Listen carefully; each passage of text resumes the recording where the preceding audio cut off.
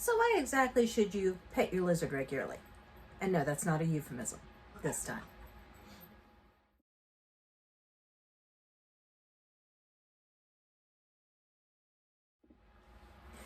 Hi, I'm Marna, and thank you for joining me. So, pet the lizard? Am I getting another animal? No, 3 dogs is quite enough right now, thank you. Although I have had pet lizards before, and they can be very sweet.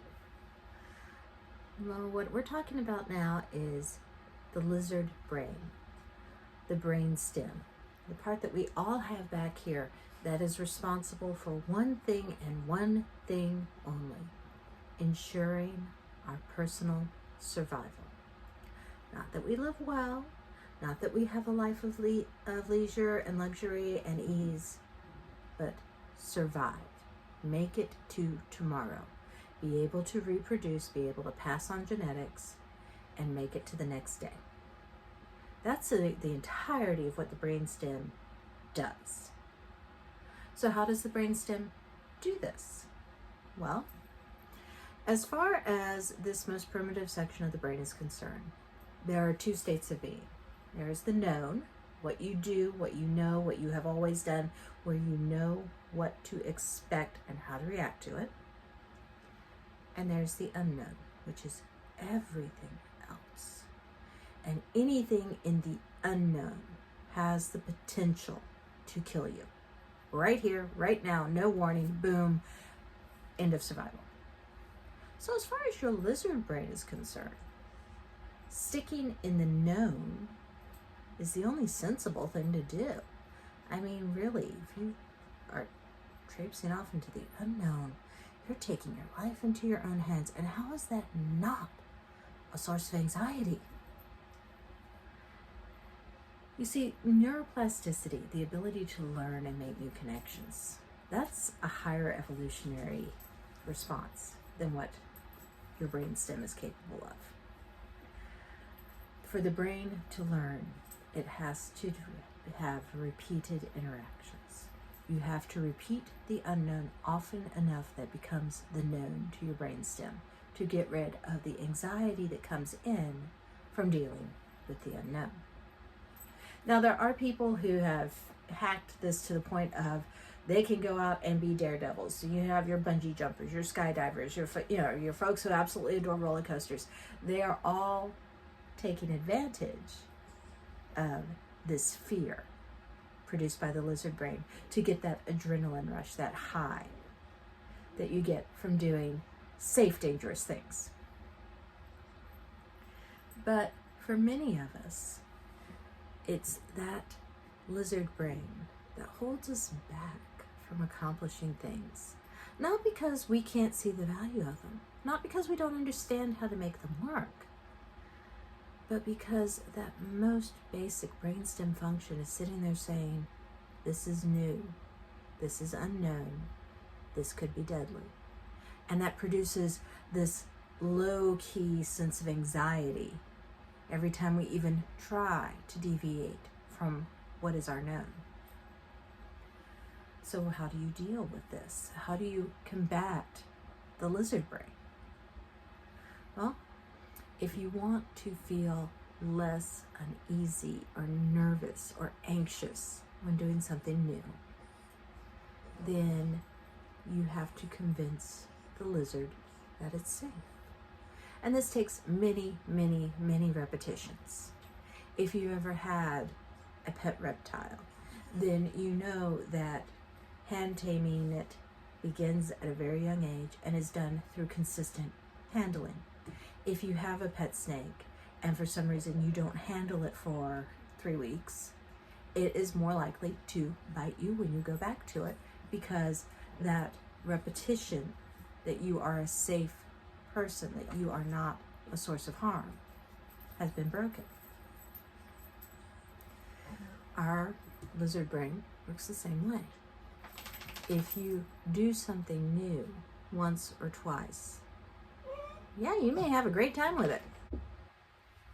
That does not mean that your lizard brain has accepted it as safe yet. So what do you do when you're hand training a lizard? You sit there, you pick it up, you stroke it gently, you make sure that it feels safe with you. You make sure that you are doing actions that it finds pleasurable. You focus on the feel good. And you have to do the same with your lizard brain. You have to continually reinforce that this thing that may be unknown is safe, that it feels good, that it is producing a reward, that you are protected, you are safe, you are not in danger. And this has to be repeated over and over and over to get through to that very, very basic portion of your brainstem. In other words, your inner iguana needs to be held a lot. So, be aware of this ongoing background trickle of anxiety in your mind. Be aware of the guarding and the bracing with people and events as you move through your day. Situational awareness is a good thing, but recognize where it comes from. Then, when you feel yourself getting wound up, try to relax. Remind yourself you are safe. Remind yourself you're in a good place. Calm yourself down. Scratch your tummy if you need to.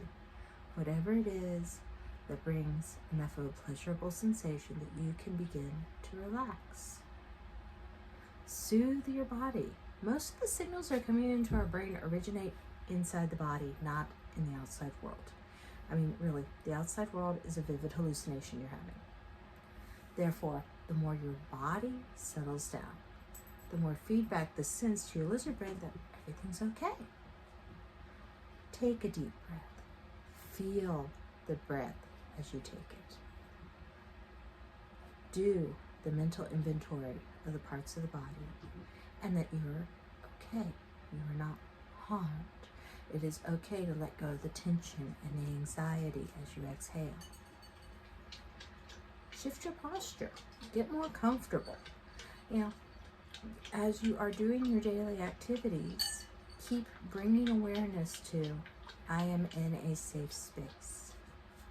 I am doing what needs to be done for my life. And this will help, even as you're moving into the unknown, your lizard brain to accept that even portions of the unknown have known responses.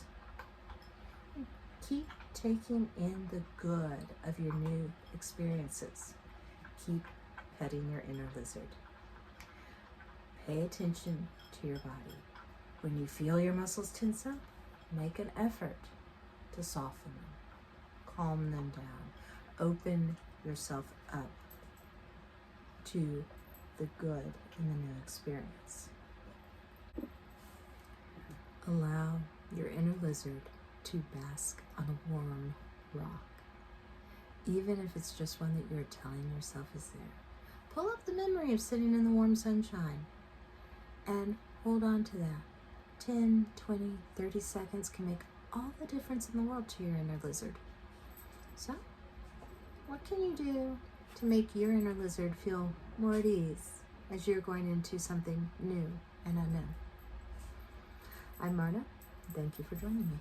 I will see you on the next video.